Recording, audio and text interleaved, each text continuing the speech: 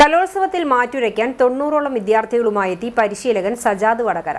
കോഴിക്കോട്, വയനാട്, കാസർഗോഡ്, കണ്ണൂർ, മലപ്പുറം എന്നീ ജില്ലകളിൽ നിന്നാണ് അറബൻമുട്ട്, ദഫ്മുട്ട്, വട്ടപ്പാട്ട് എന്നീ ഇനങ്ങളിൽ മത്സരിക്കുവാൻ വലിയ സംഘം വിദ്യാർത്ഥികളുമായി സജാദ് എത്തിയത്.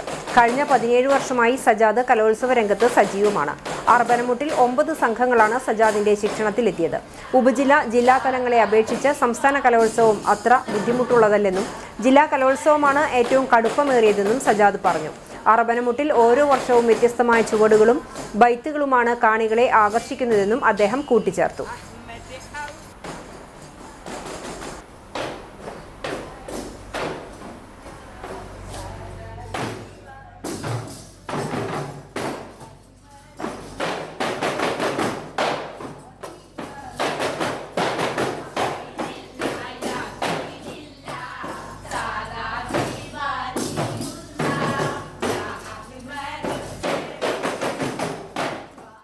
നമ്മളിപ്പം 17ാമത്തെ വർഷമാണ് പിന്നെ ഇത്രയും കുട്ടികളായിട്ട് സംസ്ഥാന സ്കൂൾ കലോത്സവത്തിൽ വരുന്നത്. നമ്മൾ കോഴിക്കോടുള്ള RICയിലെ കുട്ടികളാണ്.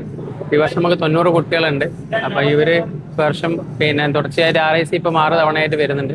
അപ്പോൾ ഈ വർഷവും A ഗ്രേഡോടെ എന്തായാലും സംസ്ഥാനത്ത് നിന്ന് പോകാനാണ് എല്ലാവരുടെയും ആഗ്രഹം.